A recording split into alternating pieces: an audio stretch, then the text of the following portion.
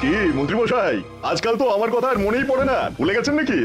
আরে না না ভগবান, তুমি হলে আমার তুরুপের তাস। ঠিক সময়ে ঠিক সুযোগ এলে তোমাকেই ডাকবো। একটু দেখবেন। হ্যাঁ, আরে নিশ্চয়ই নিশ্চয়ই। এই চলি রে, আবার রাজসভায় যেতে হবে।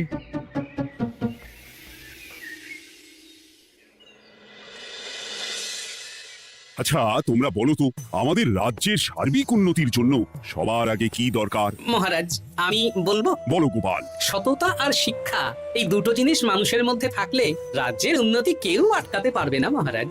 একদম ঠিক বলেছ পণ্ডিত, তুমি তো শিক্ষার কাণ্ডারি। তুমি কি বলতে চাও এই ব্যাপারে? মানে কিভাবে শিক্ষার আরো উন্নতি করা যায়? মহারাজ, আমি তো মনে করি পুঁথিগত শিক্ষাই শুধু শিক্ষা নয়, মানুষের ভেতরে যে পূর্ণতা আছে সেটাকে ফুটিয়ে তোলার নামই হলো শিক্ষা। যেমন? কেউ যদি খেলতে ভালোবাসে সে খেলোয়াড় হবে, গান করতে ভালোবাসলে সে গায়ক বা গায়িকা হবে। আমি প্রত্যেকের মধ্যে লুকিয়ে থাকা এই বিশেষ বিষয়গুলোকে তুলে ধরার জন্য কিছু করতে চাই। তা এটা করার জন্য কি দরকার? প্রথমত অর্থের প্রয়োজন।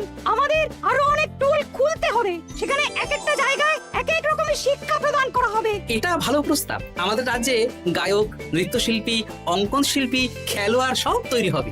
দেশ বিদেশে রাজ্যের নাম উজ্জ্বল হবে। মহারাজ একদম এসব উল্টোপাল্টা খরচ করবেন না। কেন কেন? মহারাজ, রাজকোষে প্রথমত বেশি অর্থ নেই, যে কোনো সময় যুদ্ধ লাগতে পারে। তাই আমাদের উচিত প্রথমে এসব না করে কামান, গোলা, বারুদ, ঢাল, তরোয়াল এসব কেনা। ঠিকই বলেছ। কদিন ধরেই শুনছিলাম সীমান্তবর্তী এলাকায় ইংরেজ সেনারা নাকি ঘুরঘুর করছিল। পণ্ডিত মশাই, আপনার এই সব পাণ্ডিত্য অন্য জায়গায় ফলাবেন কেমন? এসব করে লাভের লাভ কিচ্ছু নেই। কাউকে যদি ইংরেজরা গুলি করে সে কি গান শোনাবে? হ্যাঁ, মন্ত্রীর কথায় যুক্তি আছে। মহারাজ, আপনি বরং পণ্ডিত মশাইকে কিছুদিনের জন্য ছুটি দিয়ে দিন। পণ্ডিত মশাইয়ের মাথার একটু বিশ্রাম দরকার। হ্যাঁ পণ্ডিত, তুমি বরং দিন 15 জন্য তীর্থে ঘুরে এসো। যথা আজ্ঞা মহারাজ।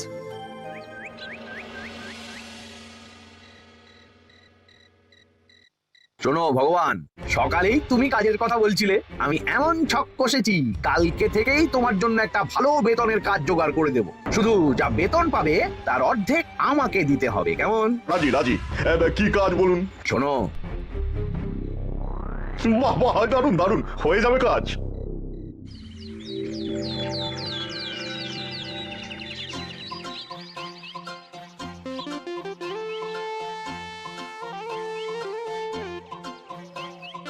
এই সকাল সকাল রাস্তায় ঘুরঘুর করছিস কেন? হ্যাঁ, পড়াশোনা কি শিখেই তুলে দিয়েছিস? পণ্ডিত মশাই তীর্থে গেছেন, এখন আমাদের ছুটি। দুপুর বেলা ভাত, রাতের বেলা রুটি।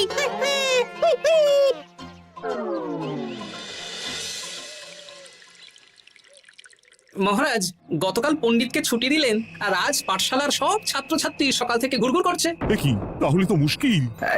মুশকিল আসান করার রাস্তা আমার কাছে আছে মহারাজ। আমার সন্ধানে এমন একজন পণ্ডিত আছেন যিনি বহু ভাষাবিদ, অনেক পাণ্ডিত্য, দেশ বিদেশে শিক্ষাদান করেছেন। কিন্তু তাকে আমরা পাবো কোথায়? তিনি কৃষ্ণনগরে ঘুরতে এসেছেন, শুধু ওনাকে বেতনটা একটু বেশি দিতে হবে। এবং তিনি এই রাজ্যের যে কোনো মানুষের চেয়ে বেশি শিক্ষিত, তার পড়ানোর ধরনই আলাদা। সে কোথায়? আমি তাই ওনাকে আজকে রাজসভায় আসতে বলেছি। মহারাজ, আপনার সাথে একজন দেখা করতে এসেছেন। দেখুন মহারাজ, বলতে না বলতেই হাজির। ওনাকে ভিতরে আসতে বলো। আচ্ছা মহারাজ।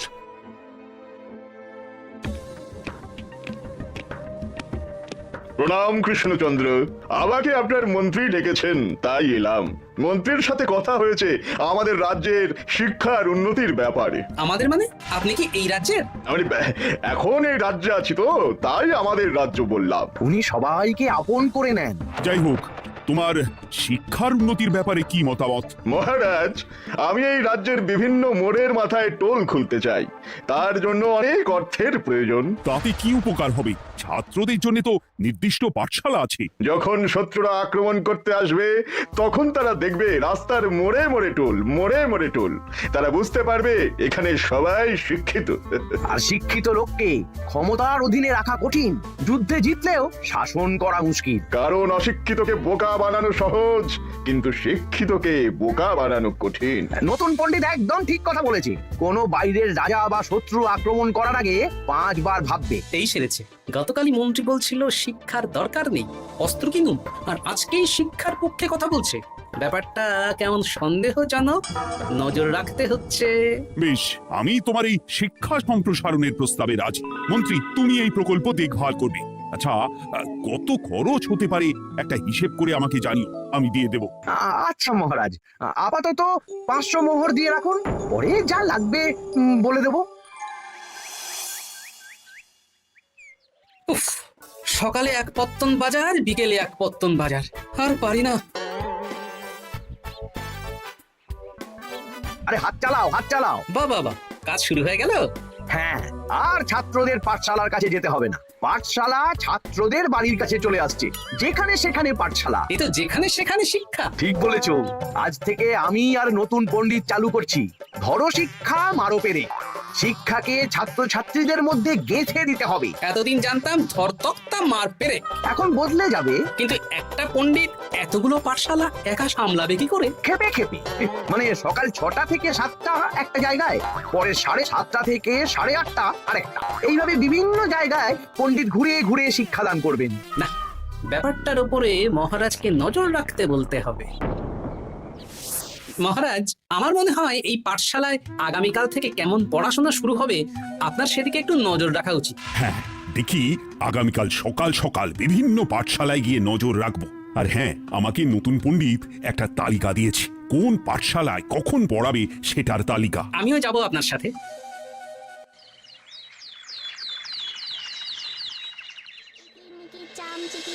কাটা মজুমদার ধে এলো দামোদর, দামোদরের হাঁড়ি কুড়ি, দুয়ারে বসে চাল কুড়ি। এ কি কুটি, তোরা এই কিরমিকির খেলছিস? নতুন পণ্ডিত কোথায়? উনি তো এই মাত্র দক্ষিণের পাঠশালা গেলেন। ন্যাপলা আর গুলটে আজ থেকে ওখানেই গেছে, ওদের দুজনের বাড়ি কাছাকাছি তো তাই। আচ্ছা চলো তো গোপাল, দক্ষিণেই গিয়ে দেখি।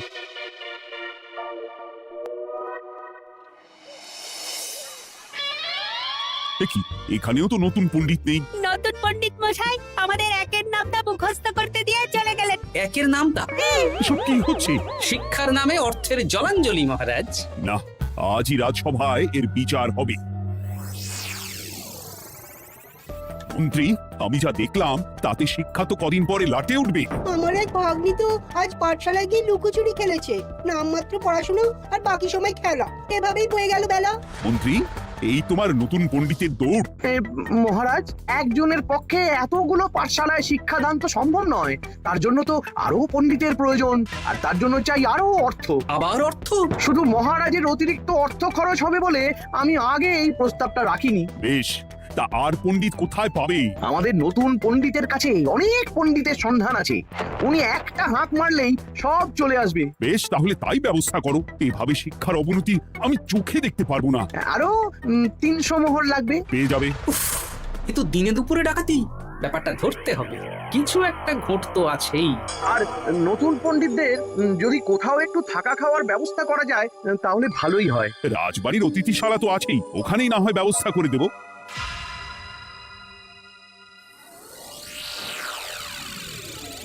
শোন বটা ঘটা আর কেলে পচা, তোদের এইবার এই ভগবানের মতন শিক্ষাদান করতে হবে। আরে আমি তো শিক্ষা বানানই জানি না। সে না জানলেও হবে, শুধু দাড়ি গোফ লাগিয়ে নকল পণ্ডিত সেজে কালকে থেকে পাঠশালায় যেতে হবে। কাকে কোথায় যেতে হবে সব আমি বুঝিয়ে দেবো। আচ্ছা,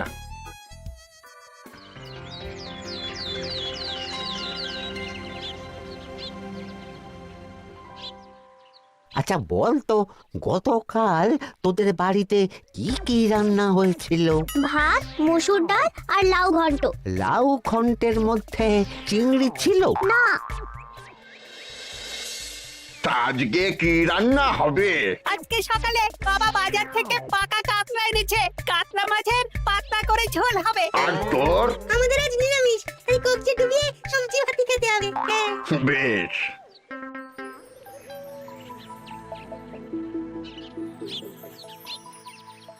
বল, আজকে তোরা কি কি শিখলি? আমি লাউ ঘন্ট।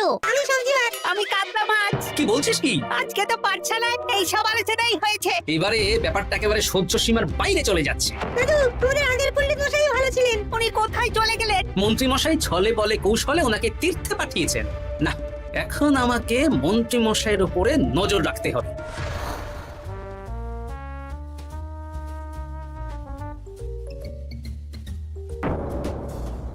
পাঠশালায় পড়ানোর ব্যাপার তো বিকেলেই মিটে গেছে।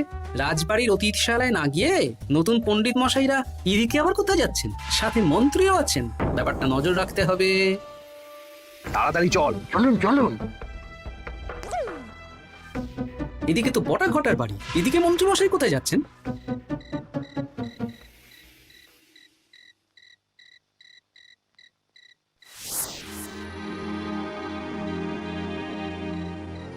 তারপর তোমরা আজ সবাইকে কি শিক্ষা দিলে? শিক্ষায় স্যার আমাদের শিক্ষা নেই, চুরি করে দিন চলে, আমি কি করে শিক্ষা দেব? আরে চাইপাশ দাড়ি গোপ থাকলে কি কুটকুট করে। যা বলেছিস বটা। আরে আরে আরে করছিসটা কি? ভালো রোজগার পাতি কি তোদের সহ্য হচ্ছে না নাকি? ভগবানকে দেখ, সেই কবে থেকে দাড়ি গোপ লাগিয়ে পণ্ডিত মশাই সেজে আছেন। আমারও প্রথম দিন একটু সমস্যা হচ্ছিল, এখন সামলে নিয়েছি। আর আমাদের এই সব আলোচনা একদম করা উচিত না। বলছি মন্ত্রীমশাই, আমি কি শুধু এই পাঠশালাতেই পণ্ডিতের অভিনয় করব, নাকি রাজসভায় বসার সুযোগও পাবো? কালকেই এই ব্যাপারটা দেখছি। আগে তোমাকে রাজসভায় ঢোকাবো, তারপর এক এক করে বটা ঘটা কেলে পচা সব আমার দলের লোককে রাজসভায় ঢুকিয়ে নেব। আর রাজসভার বাকি সদস্যদের ফাঁকা করে দেবেন। একদম তাই। মহারাজ সহজ সরল মানুষ, এটাই একটা বড় সুবিধা। আচ্ছা, এই ব্যাপার। ঠিক আছে, আমি কদিন পরে ঠিক সময়ে একদম হাটে হাড়ি ভাঙবো।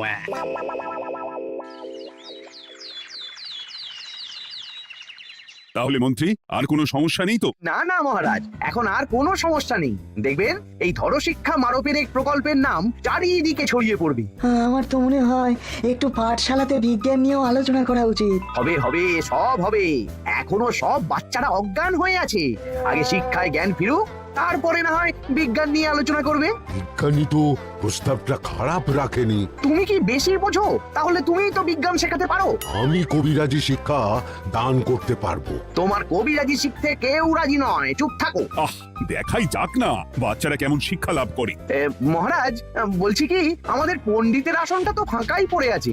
এখন যখন নতুন পণ্ডিত এসেই গেছেন, তাহলে ওই জায়গায় ওই তো বসতে পারে। কিন্তু পণ্ডিত তো তীর্থে গেছে, অবশ্য কদিন পরেই ফিরে আসবে। ও আসুক, তারপর না হয় আলোচনা করে একটা সিদ্ধান্ত নিব। পণ্ডিত মশাই না হয় এসে পুজো পাঠটাই করুক, কিন্তু রাজসভা এরকম ফাঁকা থাকলে কেমন একটা লাগে। বেশ, তাহলে তাই হোক। কালকে থেকে নতুন পণ্ডিত আমাদের পুরনো পণ্ডিতের জায়গায় বসবে। এইভাবে রাজসভা ফাঁকা করে যেতে হবে, তাহলে একদিন সবাই আমার পক্ষেই কথা বলবে, আর শেষে রাজাকেই সরিয়ে দেব।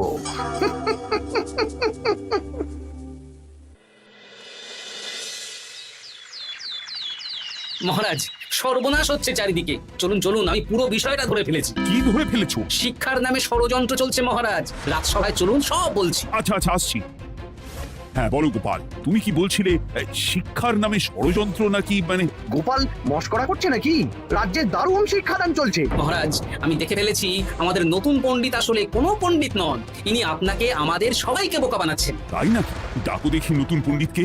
এই তো মহারাজ, আমি চলে এসেছি। এই তো ইনি বদমাশি করছেন, শিক্ষার্থীদের ভবিষ্যৎ নিয়ে খেলছে। এই বল, আসল কথা বল। কি বলবো? এসব ভাড়ামো বন্ধ করো গোপাল। না বললে আমি কিন্তু ধুতি খুলে দেবো। এই এই আরে কি হচ্ছেটা কি? এই সরো তো, সরো সরো। ব্রুম, ব্রুম, ব্রুম, কি হলো? কি হলো? ব্রুম, ব্রুম, জব, ব্রুম। এই সেরেছে। গোপাল এসব কি বলছে? বলুন। ভুল বকছে কেন? ব্রুম, ব্রুম। গোপাল, তোমার কি হলো গো? কি বলছো তুমি? আমার কাজ হায়ন। বৈতো, তুমি একটু দেখো তো গোপাল ঠিক আছে তো? এই যে নতুন পণ্ডিত, তুমি তো অনেক ভাষা জানো, তুমি বুঝতে পারছো? মহারাজ, আমি দেখছি গোপালের মনে হয় বিশ্রামের প্রয়োজন। এই এই, তোমরা কয়েকজন মিলে গোপালকে রাজবাড়ির অন্দরমহলে নিয়ে চলো। চলুন, আমি যাচ্ছি। ওহো, গোপালের কি হলো? মাথায় লেগে গেল? ভাষা চলে গেল? সব এই নতুন পণ্ডিতের জন্য।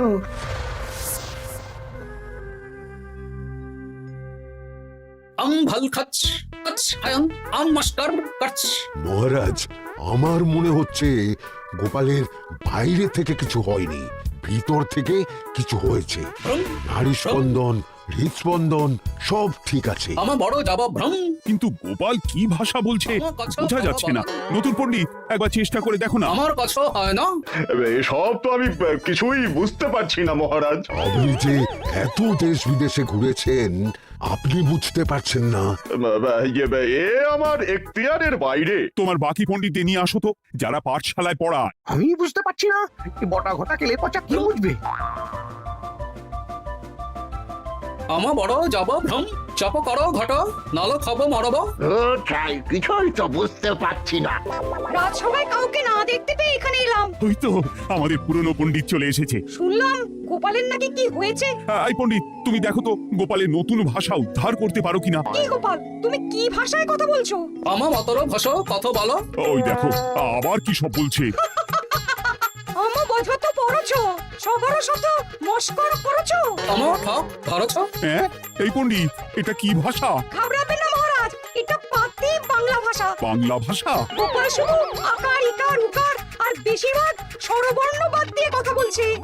মানে গোপাল তম কছ কছ বলো। আমারও নাম গোপাল ভর। মহারাজ, গোপাল বলল আমার নাম গোপাল ভর। আমা অত বকন মহারাজ। এর মধ্যে আকার ইকার উকার এসব বসিয়ে দেখুন তো কি হয়। আমার নাম গোপাল ভাঁড়। আমার নাম গোপাল ভাঁড়। অম অত, আমি অত, বকা বোকা, ন নই মহারাজ। মহারাজ আমি অত বোকা নই মহারাজ। এই তো সুন্দর ধরে ফেলেছেন। কি কেমন দিলাম? দেখলে আমাদের রাজ্যে মন্ত্রী ধরে আনা পণ্ডিতের পাণ্ডিত্য। সব এক একটা গাধা। হ্যাঁ এ কি ভগবান, বটা ঘটা কেলে পচা। মহারাজ এখান থেকে কি বুঝতে পারলেন? কি? শিক্ষার বাইরেও অন্যভাবে সমস্যার কি করে সমাধান করা যায়, তাও শুধুমাত্র উপস্থিত বুদ্ধি দিয়ে, যেটা আমাদের রাজপণ্ডিতের আছে। তা তো দেখতেই পাচ্ছি। আর সেই জন্যই মন্ত্রী ওনাকে সরাতে চেয়েছিলেন, আর কিছুদিনের মধ্যে সব সভাসদদের সরিয়ে দিতেন। আমি সব মতলব শুনেছিলাম, আর এই দিনটার জন্য অপেক্ষা করছিলাম। আজকেই তো পণ্ডিতের তীর্থ থেকে ফিরে আসার কথা। তাই আজকে এই ছোট্ট নাটকটি করলাম। এবার মন্ত্রী আর এই 4 জন নকল পণ্ডিতকে আচ্ছা করে কারাগারে গিয়ে ধোলাই দাও। ধোলাই হলো ওনাদের জন্য উপযুক্ত এবং উচিত শিক্ষা। বাবা গো, ভুল হয়ে গেছে গো।